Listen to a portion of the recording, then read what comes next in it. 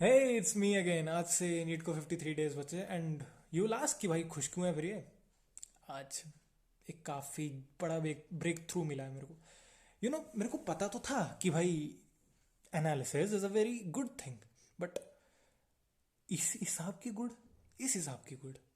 कल के टेस्ट की बात करूँ तो कल मेरा एफटीएस का टेस्ट था। बिल्कुल अच्छा नहीं गया, बिल्कुल अच्छा नहीं गया। मार्क्स मुझे नहीं मिले क्योंकि ओवरलैप हो गई मेरी आईडी, कुछ इशू है मतलब। तो वो देखते रिजॉल्व करेंगे। अभी मैनुअली मैंने चेक करके निकाले and it was not good. अच्छे मार्क्स नहीं थे। मेरी 80 कुछ आ रहे थे फिजिक्स में। मैं डिप्रेशन में बिल्कुल नहीं गया। सबसे पहले तो ये समझो कि डिप्रेशन में जाने से कुछ नहीं होगा। वट आई डिड वॉज मैं घर आया, 2 चैप्टर ही थे। एनालिसिस बिल्कुल घुस गया उसके अंदर, बिल्कुल घुस गया। रात को 2-2:30 बजे फ्री हुआ हूँ मैं। देख देख लेना वो आईपीटी पे प्रूफ कि हाँ मैं इतने टाइम तक था उस पर ऑनलाइन। एनालिसिस के एक एक चीज़ का, एक एक क्वेश्चन का उसके टाइप लिख लिया, उसका फॉर्मूला रट लिया, कहाँ है रोटेट कर लिया, हाईलाइट कर लिया, सब कर लिया। या कॉन्फिडेंस बढ़ चुका था। पीवाईक्यू कर लिए थे, उससे और बढ़ चुका था। वो वाले क्वेश्चन जो नहीं आने थे, वो मतलब जो मैंने टेस्ट में नहीं हुए थे, वो भी कर लिए थे। सारी मिस्टेक्स पता थी। 90% ऑफ देम बस सिली मिस्टेक। ब्रेन फॉग हो गया था। इंटेंसिटी भूल गया था मैं क्या होता है, इंटेंसिटी भूल गया था मैं। यप। ब्रेन फॉग की वजह से मेरे बहुत क्वेश्चन गलत हुए, सिली मिस्टेक्स की वजह से बहुत गलत हुए। क्योंकि एक तो भाई देखो ओएमआर की भी गलती थी। 200 क्वेश्चंस की ओएमआर थी। 180 क्वेश्चन थे, तो एडजस्ट करके भरना कि गलत में ना भर दूं। आदत है ना। बायोलॉजी का लास्ट क्वेश्चन क्या बोलते हैं इसका, हाँ बायोलॉजी का जो लास्ट क्वेश्चन है वो शीट के लास्ट से फिल होता है। तो वहां पे भरने तो नहीं, फिर याद आ रहा कि नहीं नहीं यहाँ से भरना है, तो वो सारी चीजें दिक्कत दे रही थी।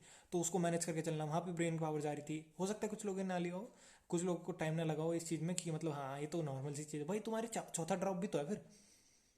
Just kidding, okay, no offence. मतलब हाँ मुझे आदत नहीं है इस चीज़ की, तो है दैट्स वाई ये हर चीज़ हुई। भाई मैंने एनालिसिस किया, फिर आज कोड 2 मतलब या फेज बी का आज आया था पेपर।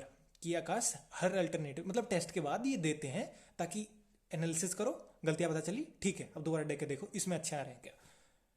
जहां मेरे 80 नंबर नहीं आ रहे थे भाई, इस बार 152 करीब बने मेरे। 152 करीब। छोटी मोटी गलतियां, बिल्कुल छोटी मोटी, जैसे एक क्वेश्चन है tan tan theta is equals to 2, ये आंसर आ रहा था। तो उसको इन्वर्स करके लिख दो यहाँ पे, theta is equals to tan inverse 2।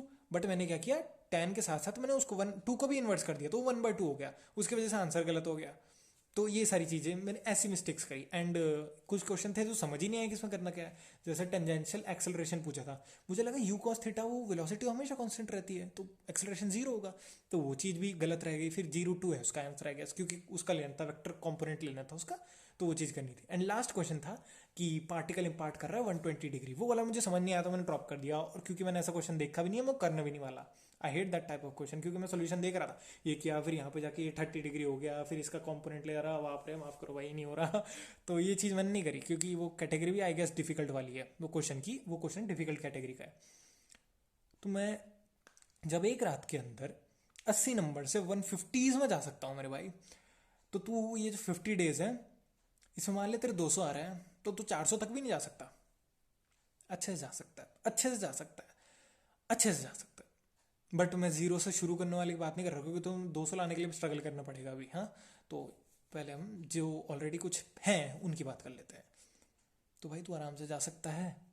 Just do your analysis, like dig in, घुस जाओ उसके अंदर कि एक एक चीज हो कैसे रही है। तूने जो सही कर लिए डजेंट मैटर, दोबारा कर। कि उस टाइम में भी तूने तुक्के से सही किए हो, इस बार तू खुले माइंड से सोचेगा। क्योंकि घर आके तुम्हारी पता नहीं क्यों टाइम बाउंडेशन हट जाती है, चीजें हट जाती है, तो रिलैक्स्ड फील होता है, तुम्हें चीजें और मतलब क्लिक करती हैं। तुम्हें पता चलेगा कि शायद उस टाइम भी तुम्हारे तुक्के ही लगे थे। तुम्हें एक्चुअल कंसेप्ट अब पता लगेगा। जिसके बारे में तुम श्योर नहीं थे कि ये आंसर होगा नहीं होगा, उसको देख लो, शायद तुम्हारा आंसर सही हो बट तरीका गलत हो। मैंने बहुत प्यार से एनालिसिस किया था। मैं सिर्फ 2 चैप्टर्स को लेके बैठा था, क्योंकि मेरे को पता था भाई बायोलॉजी ना कुछ ज़्यादा टफ दी थी।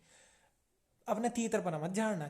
जो तुम बड़ी बड़ी अच्छे अच्छे टेस्ट सीरीज के तुम पहले से ही दे रहे हो और फिर अच्छे अच्छे नंबर आ जा रहे हो तुम्हारे कि हाँ इजी थी, हमारे लिए नहीं थी। जो एनसीईआरटी पढ़ते आ रहे हैं उनके लिए नहीं थी इजी, थे क्वेश्चन आउट ऑफ एनसीईआरटी। तो प्लीज़, हाँ प्लीज़ बैन कर दूंगा।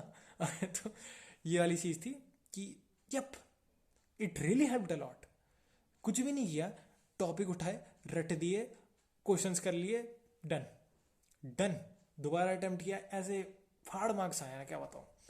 तो guess I am following the strategy. And कल एक और पेपर है, उसके लिए प्रिपरेशन हुई नहीं है क्योंकि बहुत बड़ा सिलेबस था, बहुत ही बड़ा सिलेबस था।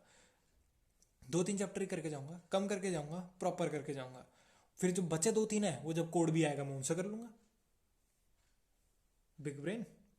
तो यार दैट्स इट भाई, अब जाओ पढ़ो, ऐसे ही पढ़ना, फिर बताना कि इम्प्रूवमेंट हुआ नहीं हुआ। बाय द वे ये मेरी ओरिजिनल नहीं है, मैंने एक बंदे नीट प्रेप जोन की वीडियो से मैंने ये चीज़ देखी थी एंड मैंने इंप्लीमेंट करी, मुझे बहुत अच्छी लगी। यू ऑल्सो ट्राई एंड भाई क्या पता तुम्हारे लिए भी काम कर जाए। सो बाय बाय।